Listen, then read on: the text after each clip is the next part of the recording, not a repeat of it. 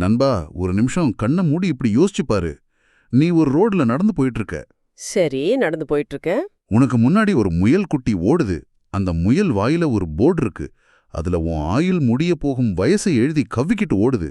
அட, கேட்கவே கொஞ்சம் திகிலா இருக்கே.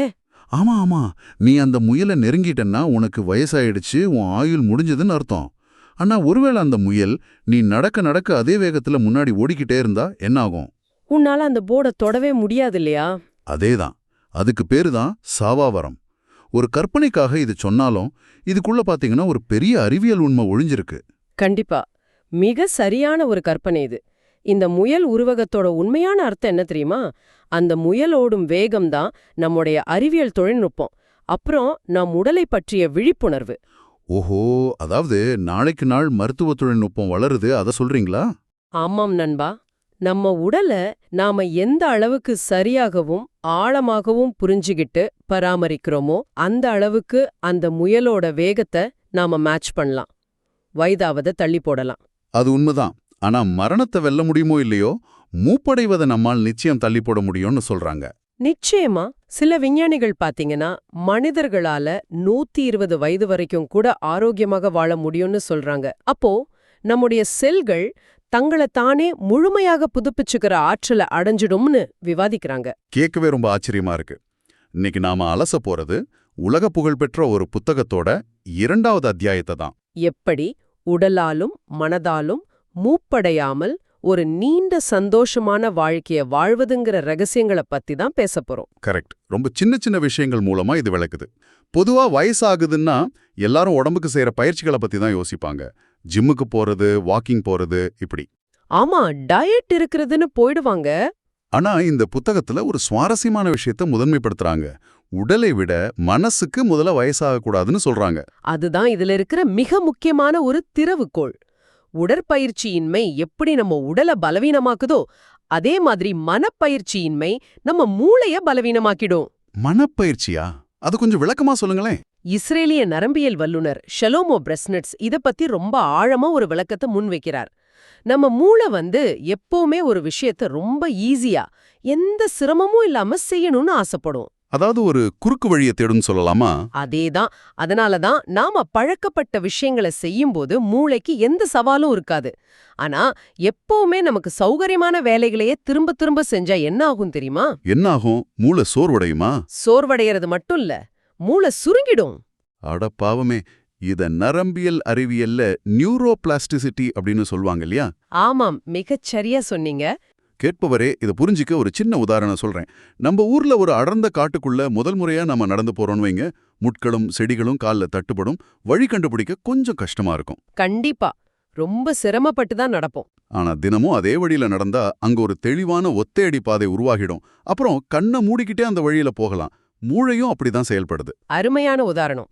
பழக்கப்பட்ட வேலைகளை செய்யும்போது புதுசா எந்த பாதையும் அது உருவாக்குறதில்ல. ஆனா புதுசா ஒரு விஷயத்த கத்துக்கிறப்ப மட்டும்தான் மூளையில புது நரம்பு இணைப்புகள், அதாவது நியூரல் பாத்வேஸ் புதிதாக உருவாகும். இது சரிதானே? மிக துல்லியமான விளக்கம். நம்ம மக்கள் பாத்தீங்கன்னா, குறிப்பா வயசானவங்க தங்களுக்கு பழக்கப்பட்ட விஷயங்களை மட்டுமே திரும்ப திரும்ப செய்ய விரும்புவாங்க. ஆமா, தங்களுக்கு தெரிஞ்ச சமையலை செய்வது, தினமும் ஒரே நாளிதழ படிப்பது, இப்படி ஒரு வட்டத்துக்குள்ளேயே இருப்பாங்க. அப்படி செய்யறப்போ மூளை ஒரு ஆட்டோ பைலட் மோடுக்கு போயிடுது.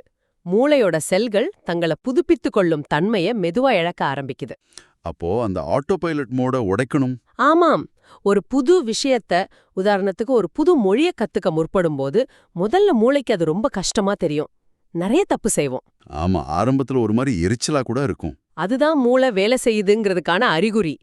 திரும்ப திரும்ப பயிற்சி செய்யும்போது மூளை அந்த புது நரம்பு தொடர்புகளை ஏற்படுத்தி தன்னை தானே புதுப்பிச்சுக்குது.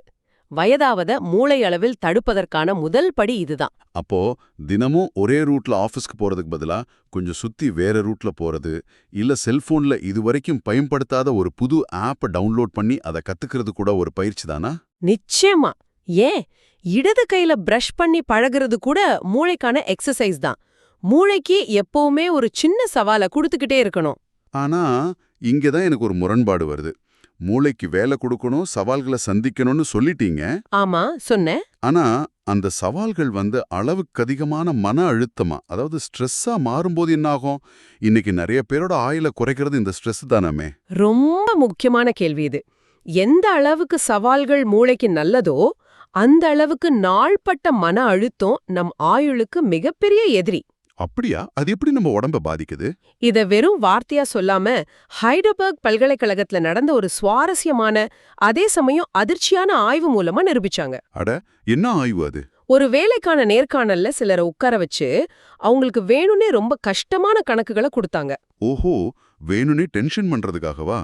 ஆமா, சுத்தி இருக்கிறவங்க அவங்கள விமர்சனம் செய்யற மாதிரி ஒரு சூழ்நிலைய உருவாக்கி சரியா 30 நிமிஷம் கடுமையான மன அழுத்தத்தை உருவாக்குனாங்க. ஐயோ, அந்த 30 நிமிஷம் அவங்களுக்கு நரகமா இருந்திருக்குமே. கண்டிப்பா. அந்த அரை மணி நேரத்துக்கு பிறகு அவங்க ரத்த மாதிரிகளை எடுத்து பரிசோதிச்சாங்க. ஒரு நிமிஷம், அரை மணி நேரம் மன அழுத்தத்துல ரத்தத்துல என்ன பெரிய மாற்றம் வந்துட போகுது? அங்கதான் அறிவியலோட ஆச்சரியமே இருக்கு நண்பா. உடம்புல ஏதாவது ஒரு ஆபத்தான நோய் கிருமி, உதாரணத்துக்கு ஒரு வைரஸ் புகுந்தா நம்ம எதிர்ப்பு சக்தி எப்படி ரியாக்ட் பண்ணும்? ரொம்ப மூர்க்கமா ரியாக்ட் பண்ணும், ஆன்டிபாடிகளை உற்பத்தி செஞ்சு அதோட போராடும். அதே மாதிரிதான் இந்த அரை மணி நேரம் மன அழுத்தத்துக்கே அந்த ரத்தம் ரியாக்ட் பண்ணிருக்கு. என்னது? கிருமியே இல்லாதப்போ ரத்தம் ஏன் அப்படி ரியாக்ட் பண்ணணும்? ஏன்னா மூளைக்கு பாத்தீங்கன்னா ஒரு நிஜமான ஆபத்துக்கும் ஒரு கற்பனையான மன அழுத்தத்துக்கும் வித்தியாசம் தெரியாது. ஓஹோ, மூளை ரெண்டையுமே ஒண்ணுன்னு தான் நிட்டிமா? ஆமா. அதனால இந்த தேவையில்லாத போர்க்கள ரியாக்ஷனால ஆரோக்கியமான செல்களே பாதிக்கப்படுது. கலிபோர்னியா பல்கலைக்கழகத்துல செஞ்ச இன்னொரு ஆய்வு இதை இன்னும் ஆழமா விளக்குது. அது என்ன ஆய்வு? நீண்ட காலமாக நோயால் பாதிக்கப்பட்ட குழந்தைகளை கவனிக்கும் தாய்மார்களிடம் இந்த ஆய்வு செஞ்சாங்க. பாவம், அவங்க எப்பவுமே ஒரு கவலையிலயும் மன அழுத்தத்திலயும் இருப்பாங்களே. அதேதான். ரொம்ப நாளா கடுமையான மன அழுத்தத்தில் இருக்கிற அந்த தாய்மார்களோட செல்கள்ல டெல்லோமியர்கள் ரொம்ப வேகமா சுருங்கி போனதை கண்டுபிடிச்சாங்க. இந்த டெலோமியர் கான்செப்ட் ரொம்ப சுவாரஸ்யமானது. கேட்பவரே இதை கொஞ்சம் சுலபமா புரிஞ்சுக்கலாம். நம்ம ஷூ லேஸ் இருக்கு இல்லையா? ஆமா, ஷூ லேஸ வச்சு இதை நல்லா விளக்கலாம். அந்த லேஸோட முனையில ஒரு சின்ன பிளாஸ்டிக் கவர் இருக்கும். அந்த பிளாஸ்டிக் கவர் இருந்தாதான் லேஸ் பிரிஞ்சு போகாம நாசமாகாம இருக்கும். கரெக்ட். நம்ம உடம்புல இருக்கிற குரோமோசோம்களோட முனையில இருக்கிற அந்த பிளாஸ்டிக் கவர் தான் இந்த டெலோமியர்கள். செல்கள் பிரியும் போது இந்த கவர் பாதுகாப்பா இருக்கணும். ஆனா மன அழுத்தம் அதிகமாகும் போது இந்த கவர் வேகமா தேஞ்சி எரிஞ்சு போயிடும் இல்லையா? மிகச்சரியா சொன்னீங்க. பிளாஸ்டிக் கவர் இல்லாத ஷூலேஸ் எப்படி பிரிஞ்சு சிதறி போகுமோ அதே மாதிரி குரோமோசோம்கள் சிதைஞ்சு செல்கள் செத்து போயிடும். அட பாவமே, அதுதான் உடம்புல சுருக்கங்கள் வர்றதுக்கும் உறுப்புகள் வயசாவதற்கும் முதல் காரணமா? ஆமா, ரொம்ப சரியான ஒப்பீடு. இந்த டெலோமேர்கள் தேவதற்கு பின்னாடி இருக்கிற ரசாயன மாற்றம் என்ன தெரியுமா? சொல்லுங்க கேப்போம். குகைவாசிகள் காலத்துல ஒரு ஆதி மனிதனை ஒரு சிங்கம் துரத்துதுன்னு வச்சுப்போம். ஆமா. அப்போ அவனுக்கு மன அழுத்தம் வரும். உடனே மூளையில பிட்யூட்டரி சுரப்பி தூண்டப்படும். ஆமா, அட்ரினலின், கார்டிசோல் அப்படிங்கிற ஸ்ட்ரெஸ் ஹார்மோன்கள் உடம்பு முழுக்க பாயும். அது இதய துடிப்பை அதிகமாக்கி தசைகளுக்கு ரத்தத்தை கொண்டு போய் அவனை மிக வேகமா ஓடி தப்பிக்க வைக்கும். உயிர் பயத்துல வேகமா ஓடுவான். அப்படி ஓடும்போது அந்த ஹார்மோன்கள் உடல் உழைப்பால எரிஞ்சு தீர்ந்துடும். தப்பிச்சதும் அவன் ஒரு மரத்தடியில நிம்மதியா உட்கார்ந்துருவான். அப்பாடா, தப்பிச்சோன்னு ரிலாக்ஸ் ஆயிடுவான். ஆமா, அந்த ஹார்மோன் லெவல் இயல்பு நிலைக்கு வந்துடும். உடம்பு பழையபடி அமைதியாயிடும். நண்பா, நீங்க சொல்றத கேட்கும்போது எனக்கு நம்ம ஊர் தாத்தா பாட்டிங்க ஞாபகம்தான் வருது. அவங்க வாழ்க்கை வழியும் கிட்டத்தட்ட அந்த மாதிரி தான் இருந்துச்சு. எப்படி சொல்றீங்க? வயல்ல காலையில இருந்து சாயங்காலம் வரைக்கும் வெயில்ல சேத்துல கஷ்டப்பட்டு வேலை செஞ்சாங்க. உடம்புக்கு அவ்வளோ பெரிய உழைப்ப கொடுத்தாங்க. ஆமா, கடினமான உடல் உழைப்பு இருந்துச்சு. ஆனா இருட்டு வீட்டுக்கு வந்ததும் ஒரு சோத்து பானையை திறந்து சாப்பிட்டுட்டு திண்ணையில படுத்தா எந்த கவலையும் இல்லாம நிம்மதியா கொரட்டை விட்டு தூங்குனாங்க. எந்த மன அழுத்தமும் அவங்களுக்கு இல்ல. மிக சரியான உதாரணம். ஆனா நாம இன்னைக்கு இருக்கிற நவீன மனிதர்களான நாம எப்படி இருக்கோம்? ஏசி ரூம்ல சொகுசான நாற்காலியிலே உட்காந்துக்கிட்டு லேப்டாப்பை பார்த்துக்கிட்டு இருக்கிறோம். எந்த உடல் உழைப்பும் கிடையாது. ஆமா, நம்ம பாஸ் கிட்ட இருந்து வர்ற ஒரு கோவமான இமெயில் நோட்டிபிகேஷனுக்கோ இல்ல வாட்ஸ்அப்ல வர்ற ஒரு மெசேஜுக்கோ நம்ம மூளை ஒரு சிங்கத்தை பார்த்த மாதிரி பதறுது. அதுதான் மிகப்பெரிய பிரச்சனை. மூளைக்கு பாத்தீங்கன்னா சிங்கம் துரத்துறதும் ஒண்ணுதான், பாஸ் திட்டுறதும் ஒண்ணுதான். உடனே அதே அட்ரினலினும் கார்டிசோலும் உடம்புல சுரக்குது. ஆனா ஆதி மனிதன் மாதிரி நம்ம ஓடுறது இல்லையே. நாற்காலிலேயே உட்கார்ந்துகிட்டு இருக்கோம். உடல் உழைப்பு இல்லாததால அந்த ரசாயனங்கள் உடம்புக்குள்ளேயே தங்கி இரத்த குழாய்களை பாதிக்குது. இதத்தான் நாள்பட்ட மன அழுத்தம்னு சொல்றாங்களா? ஆமா, கிரானிக் ஸ்ட்ரெஸ். 24 மணி நேரமும் நாம ஒரு போலி ஆபத்திலே இருக்கோம். ஃபோன் அடிக்கிறது, டிராஃபிக்ல மாட்டிக்கிறது, இஎம்ஐ கட்டணமேன்ற கவலை, இப்படி. மூளை எப்போலே அந்த கார்டிசோல சுரக்க வச்சுக்கிட்டே. இந்த விஷத்தன்மை தான் உடம்ப உள்ளுக்குள்ளேயே அரிச்சு சீக்கிரமா முடி நரைக்கிறது, முகம் சுருங்குறது, மாரடைப்பு வர்றது எல்லாத்துக்கும் முக்கிய காரணம். அப்போ எந்த உடல் உழைப்பும் இல்லாம நாற்காலியில உட்கார்ந்துகிட்டே மூளைக்கு மட்டும் பொய்யான பயத்தை கொடுத்துக்கிட்டே இருக்கும். ஆமா, அது ஒரு மோசமான சுழற்சி. இப்படிப்பட்ட நவீன காலத்துல இமெயிலையும் ஃபோன் காலையும் தவிர்க்க முடியாதே, இந்த நாள்பட்ட மன அழுத்தத்திலிருந்து தப்பிக்கவே முடியாதா? தப்பிக்க முடியும் நண்பா. அதுக்கான ஒரு அருமையான கருவிதான் நிகழ்கண விழிப்புணர்வு அல்லது மைண்ட்ஃபுல்னஸ். மைண்ட்ஃபுல்னஸ், அதாவது விழிப்புணர்வோடு இருக்கிறது. இத பற்றி ராபர்ட்டோ ஆஸ்பர் தன்னுடைய கருத்துக்கள்ல ரொம்ப அழகா பதிவு செஞ்சிருக்கார். அவர் என்ன சொல்றாரு? நம்மள பலர் டிவியையோ போனையோ பார்த்துக்கிட்டே என்ன சாப்பிடுறோம், அதோட ருசி என்ன, அது சூடா இருக்கா ஆறிப்போச்சான்னு கூட தெரியாம ஏதோ ஒன்ன இயந்திரத்தனமா வாயில போட்டு மென்னு முழுங்கிட்டு இருக்கோம் அப்படின்னு சொல்றார். 100க்கு 100% உண்மை.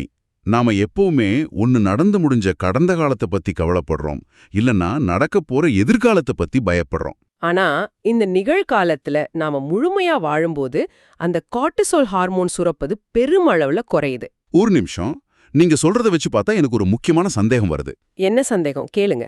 மன அழுத்தம் தான் எல்லா பிரச்சனைக்கும் காரணம், அதுதான் நம்ம செல்களை அழிக்குதுன்னா, அப்போ எந்த கவலையும் இல்லாம, எந்த டென்ஷனோ எந்த சவாலும் இல்லாம வேலையெல்லாம் விட்டுட்டு ரிட்டையர் ஆகி சோஃபால சும்மா உட்காந்துட்டா 100 வயசு வரைக்கும் வாழலாமா? இந்த இடத்துல தான் நிறைய பேர் ரொம்ப தப்பா புரிஞ்சுக்கிறாங்க. மன அழுத்தம் முழுசும் கெட்டது கிடையாது. அப்படியா? ஸ்ட்ரெஸ் நல்லதுன்னு சொல்றீங்களா? ஆமா, கலிபோர்னியா பல்கலைக்கழகத்தை சேர்ந்த டாக்டர் ஹோவர்ட் ஃப்ரைட்மேன் 20 வருஷமா ஒரு நீண்ட ஆய்வு பண்ணிருக்கார். 20 வருஷமா பண்ணிருக்காரா? என்ன கண்டுபிடிச்சாரு? அதுல என்ன கண்டுபிடிச்சாருன்னா, வாழ்க்கையில எந்த சவாலும் இல்லாம, எந்த நோக்கமும் இல்லாம, சோம்பேறியா எனக்கு எந்த ஸ்ட்ரெஸ்ஸும் வேண்டான்னு ஒதுங்கி இருக்கிறவங்கள விட, தங்களுக்கு பிடித்தமான வேலைகள்ல ஒரு மிதமான அழுத்தத்தோடு ஈடுபடுறவங்க தான் அதிக நாள் ரொம்ப ஆரோக்கியமா வாழ்றாங்கன்னு நிரூபிச்சிருக்கார். ஓஹோ, மிதமான அழுத்தம். இத அறிவியல்ல யூஸ்ட்ரெஸ், அதாவது நல்ல மன அழுத்தம்னு சொல்றாங்க. ஆஹா, நல்ல மன அழுத்தம். அதாவது நமக்கு பிடிச்ச ஒரு விஷயத்தை சாதிக்கணும்னு நாம எடுத்துக்கிற சின்ன சின்ன மெனக்கெடுகள், ராத்திரி முழிச்சு படிச்சு ஒரு எக்ஸாம் பாஸ் பண்றது, இதெல்லாம் சொல்றீங்களா? ஆமா, இல்ல நமக்கு பிடிச்ச ஒரு பிசினஸ் ஆரம்பிச்சு அதுக்காக உழைக்கிறது. இந்த மிதமான ஸ்ட்ரெஸ் நம்மள ஆக்டிவா உயிரோட்டமா வச்சிருக்கோம். ரொம்ப சுவாரஸ்யமா இருக்கு. எந்த நோக்கமும் இல்லாம சும்மா உட்கார்ந்துட்டே இருக்கிறது தான் நம்ம உடம்புக்கு ரொம்ப பெரிய ஆபத்து. அந்த புத்தகத்துல ரொம்ப அழுத்தமா ஒரு விஷயத்த பதிவு பண்ணியிருக்காங்க. என்ன விஷயம் அது? நீண்ட நேரம் ஒரே இடத்துல உட்கார்ந்துட்டே இருக்கிறது உங்களை சீக்கிரமா வயசாக்கிடும்னு சொல்றாங்க. ஆத்தி, இது ஐடி கம்பெனில வேலை பார்க்கறவங்களுக்கும் நாள் முழுக்க கம்ப்யூட்டர் முன்னாடி உட்கார்ந்திருக்கிற எல்லாருக்கும் ரொம்ப பெரிய வார்னிங். ஆமா, தொடர்ந்து பல மணி நேரம் நாற்காலியிலோ சோஃபாவிலோ உட்கார்ந்திருக்கிறது உயர் ரத்த அழுத்தம், உடல் பருமன், சர்க்கரை நோய், ஏன் புற்றுநோய் வரக்கூட ஒரு முக்கிய காரணமா அமையலான்னு பல மருத்துவ ஆய்வுகள் எச்சரிக்குது. உடம்ப அப்பப்போ ஆட்டி அசைக்கணும். சரி, இதுவரைக்கும் நாம 2 முக்கியமான விஷயங்களை பார்த்துட்டோம். ஆமா, மனப்பயிற்சி மற்றும் விழிப்புணர்வு. மூளைக்கு புதுமையான சவால்கள் கொடுத்து நியூரல் பாத்வேஸை உருவாக்கணும். அடுத்து கார்டிசோல் அளவை குறைச்சு நல்ல மன அழுத்தத்தோட இயங்கணும். சரியா சுருக்கி சொல்லிட்டீங்க. அப்போ மன அழுத்தம் அப்படிங்கிற தீ குரோமோசோம் முனையில இருக்கிற அந்த கவரை எரிச்சுக்கிட்டே இருக்குன்னு பார்த்தோம். இந்த தீயை அணைக்க, உடம்ப மறுபடியும் புதுப்பிக்க நம்ம உடம்புல ஏதாவது ஃபயர் எக்ஸ்டிங்விஷர் இருக்கா?